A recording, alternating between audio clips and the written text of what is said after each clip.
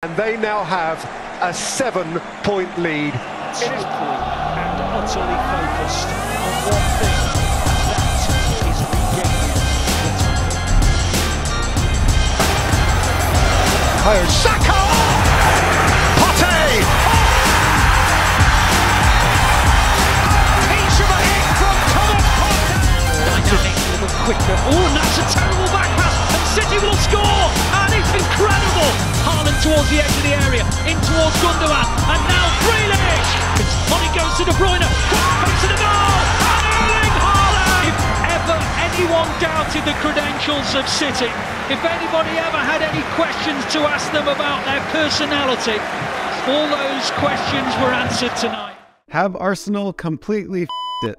Probably. Today we analyze the factors that led to Arsenal losing their grip on the title race with Manchester City in the Premier League, and a special segment on the channel gets introduced. The tactics board makes its debut. Arsenal and Manchester City have been neck and neck this season, both teams going through different injury scares and very few moments of poor form. Today we're going to talk through what those critical matches were that changed the title race in both seasons and analyze how both teams will play, which makes me think that one team has an advantage going into the final weeks of the season. So let's talk about the critical matches and turning points first. Arsenal had been running away with the league initially, and City had some blips on the radar as well as injuries early on in the season. After match week 22, Arsenal were 5 points clear of City. At that point, they hadn't lost since match day 6 against United. And it's insane to me how we can talk about if Arsenal have been collapsing or not, because they have had an incredible season and are still on pace to get more than 90 points this season. And yet, even considering all of that and going 16 match days unbeaten up to match day 22, we still find ourselves right here. Going into Wednesday's match, City versus Arsenal, City are 4 points behind but have 2 games in hand.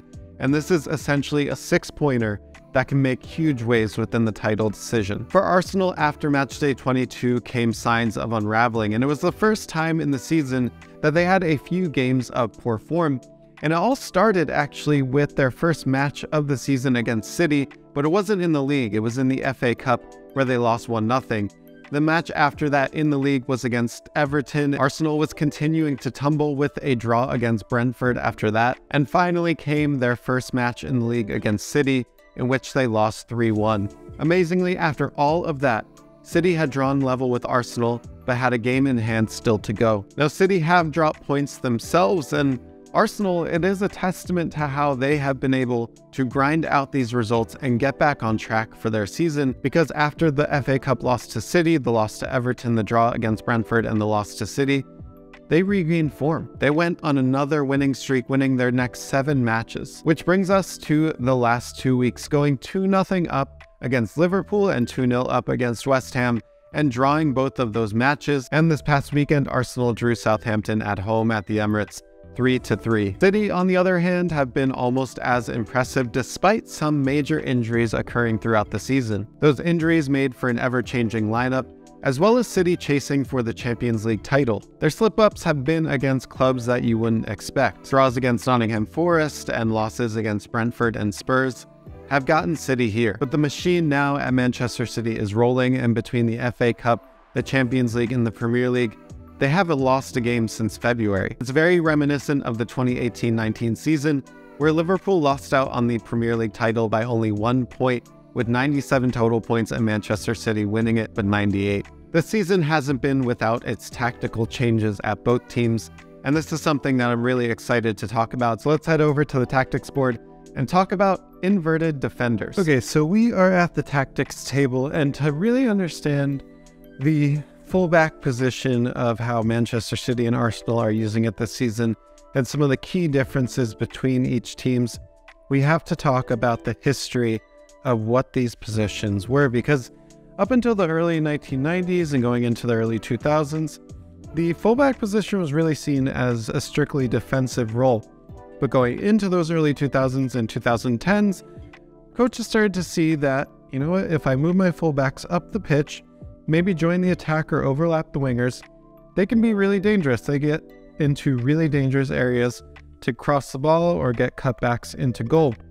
And this is actually what we saw a lot from Pep Guardiola's Barcelona in that time, was he used his fullbacks to overlap these wingers, open up the attacking space, and get to the byline. But he goes to Bayern Munich next, and the Bundesliga is known for transition. And what transition means is basically the teams that he's playing against are really good at counter-attacking football. So Pep Guardiola needs to figure out a way to protect his back line and not open up the space that having bombing fullbacks forward open up, because if you're doing this, right, and your fullback crosses it in and the ball gets cleared out to a forward and maybe there's a break on, you only have 2 or 3 players able to defend that transition moment, and your fullbacks who you really want to defend these spaces are all the way up the pitch over here by the byline. So because Barcelona was so good at possession style and tiki-taka and just breaking other teams down, he didn't really need to rely on those transition moments. But the Bundesliga is a different animal because Bayern Munich have been playing a lot of teams that are great in transition moments, and the Bundesliga is known for that. So Pep Guardiola needs to figure out a way to use his same possession style, but allow his fullbacks to be closer to the defense and closer to the positions that he wants them defending, to not allow so many transition moments that are dangerous to counterattack against his team, Bayern Munich. Bayern Munich, when he gets there, actually play in a 4-2-3-1, but he knows that he likes to play with a single pivot here in midfield. So what does he do? Well, this player right here is a very important player for Pep Guardiola at Bayern Munich. This is Philipp Lahm. So imagine this is Philipp Lahm. At right back, Philipp Lahm is the first time in a Pep Guardiola system, at least, that we start to see an inverted fullback. So when they're in possession, all inverted fullback means is that when they're in possession, this fullback here is going to move from his fullback position that he is defending in rest defense, and when they're in possession, he is moving into this midfield role. What does this do? Well, it allows you to have more stability in defense, because even if you send this fullback forward, bombing maybe in an old style, now you have 4 defenders back, and this fullback who used to be up here is now in this space, defending this space against counterattacks and transition moments in the Bundesliga. Now we get to 2023 at Man City and Arsenal. Mikel Arteta is a disciple of Pep Guardiola, so both teams do play a very similar style with some key differences, and let's talk about those key differences now. When the teams line up, when you see the team sheets, you can see the 4-3-3. You can see the 4 defenders, you can see the 3 midfielders. Both teams kind of play with a very similar midfield style where you have one number 6, which is Thomas Partey for Arsenal, and Rodri for Manchester City. You have Gundogan or Xhaka for both teams, and then you have Kevin De Bruyne or Martin Odegaard for Arsenal and Manchester City. There are 2 key differences that I want to cover here. The first is the way that both teams use their attacking line, because Arsenal is more about trying to get Bukayo Saka or Martinelli in behind the lines, and because they have such good feet to cut in with and score, you can get Bukayo Saka into lots of 1v1 situations, get into the box and curl it into the far corner. So Arsenal is really trying to use their wingers as goal-scoring threats, whereas Manchester City is really trying to use their wingers to spread the field as much as possible, and when they're in possession, it will look more like this. So Manchester City is trying to use their wingers to spread the field as much as possible, use them as options and playmakers more than goal-scoring threats, because they have Erling Haaland here, they have Kevin De Bruyne, who are great goal scorers, and you can use these wingers to really hug the touchline and give yourself options to move the defense back and forth until they give you an opening for Erling Haaland to run in behind. So that's the first main difference. Arsenal is really trying to use their wingers to get in behind the line, get into 1v1 situations, and either cut back to maybe Gabriel Jesus is in the box, maybe Martin Odegaard is at the top of the box. They're trying to use these players to cut in, cut back, and get the ball into dangerous areas, where for Manchester City, this is more spread out. This is more about control of field position. So if you're a fan of American football, of gridiron football, Pep Guardiola is actually trying to play a game of field position on the soccer pitch. Whereas for Arsenal, it's more about speed and having wingers that can be lethal in the box. That's the first difference. The second difference is the way that they actually use their inverted defender to come into the center defensive midfielder space, because for Arsenal, this is Alexander Zinchenko. He's essentially made in a lab to play this inverted fullback role. And you will see this with both teams, the 3-2-2-3 with the box midfield here. The reason this is important is because you still want numbers both teams play with possession and move the other team's defense with possession. It's much easier to do that when you have a numbers advantage, so the box midfield allows you to do that.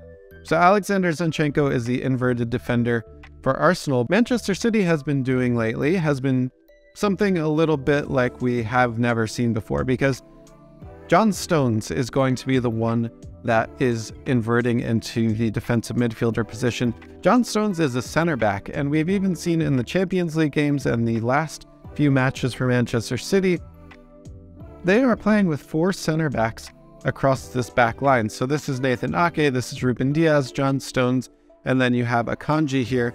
John Stones is actually stepping up into this center defensive midfielder role. Now, something that's great about this for Manchester City and Arsenal for that matter is if you do give up a transition moment, if you lose the ball here, both teams are very focused on counter pressing. So you have this line of 3 attackers and 2 attacking midfielders in this attacking line. You're set up to counter press really nicely with that line. So as you can hold that line, as you can hold possession and move the defense, even when you lose the ball, it's very easy to counter press and win the ball back in dangerous situations. Now, for Manchester City, if the ball goes over the top, Rodri is great in the air and breaking up plays, but John Stones also is very easy to move from the center defensive midfielder position back into the center back position for him.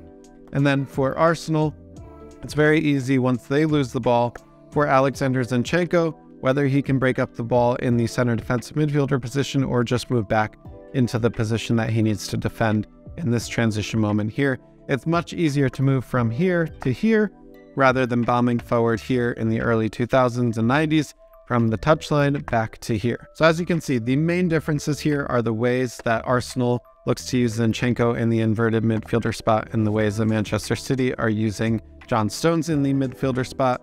And then you have Arsenal, who are trying to ask their wingers to be more goal-scoring threats and to stretch the lines more, take more one-on-ones to get the ball into dangerous areas, whereas Manchester City is really about controlling the space, asking their wingers to play as wide as possible to give them options and to be more playmakers to come in and swing in these balls to Erling Haaland. Now, I do think going down the final stretch of the season, Manchester City has been better about squeezing out the opponents and finishing out the games.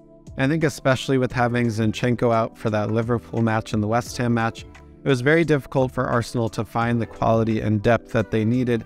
Kieran Tierney was good in the position, but he wasn't Alexander Zinchenko. I think Arsenal found it very difficult, and you can see in these numbers too throughout the season that Arsenal has scored a lot of their goals early on in the games and in the halves, and then they've given up a lot of goals late in the game and late in the halves. So for Manchester City coming down the stretch, it's a little bit easier to see them being able to control the games, to have depth on the bench that they can really just replenish the quality that they have. If this is Riyad Mahrez, you can take him off and have Bernardo Silva come in and play that position. So I think really what it comes down to is Arsenal are finding it much more difficult to be the hunted in this position rather than the hunter. Also to consider this season are influential performances and injuries. Erling Haaland getting fully healthy and still scoring 30+ goals for City this season has been an incredible revelation up front, and allowed, like we talked about, Jack Grealish and Riyad Mahrez to play more of a playmaker role instead of a goal-scoring threat. Everyone also discounted Arsenal from continuing to lead the Premier League title race when Gabriel Jesus was out with a knee injury for months at a time, but Eddie Nketiah has been able to come in and play that role, getting 9 goals in 18 starts and keeping Arsenal in the title race. We've seen over the last few weeks against Liverpool and West Ham how much Arsenal missed Alexander Zinchenko, and especially in those last 3 draws as well, missing Saliba in that center back position. We also have to think mentally where each team is, because I think Arsenal are feeling the pressure of not just City, but the fans and the pundits' expectations. And as they continue to draw these bottom-dwelling teams, and Manchester City continues their run of winning form, I really think it is impacting Arsenal's confidence that they were flying high with early in the season. We also have to consider that the remaining fixture list looks a lot more friendly to Manchester City, especially when you consider that Arsenal pretty much couldn't have asked for a better match to get them back into winning form against Southampton at home after their draws against Liverpool and West Ham, but they drew that as well, and that was their chance, one of their only chances against bottom teams to finish out the season, to get 3 more points. Now, if Arsenal are able to get back into winning form and beat City on Wednesday, they are still in the driver's seat. But it does look to me like they've pretty much handed over the keys to Manchester City, as it is now their title to lose. I do think before the season started, if you had asked Arsenal fans what they would have wanted and what they would have been happy with this season, I think getting back into the Champions League spots would have sufficed and been a successful year. But at the same time, I think a lot of fans are now dreaming of Premier League glory and to beat the beast and machine that is Manchester City. All of those fan pressures and media pressures, I think, are also getting to Arsenal. Now, given what we know about the injuries, about the form, about the tactics, about the VAR decisions, and about the pressures that are on both of these teams, I do think that Manchester City is going to take it, win the treble in England, and maybe even a 4th trophy in the Champions League this season. But what do you think? Let me know down below in the comments what is going to happen at the end of this Premier League season, who is going to win the title and why. Thank you so much for watching this video. I really appreciate it. Do me a huge favor. If you enjoyed this type of video, make sure to subscribe to the channel, as that lets me know to make more content like this in the future. And if you love the tactics section of this video and you want to see one of the coolest innovations of tactics in Major League Soccer, make sure to watch this video next.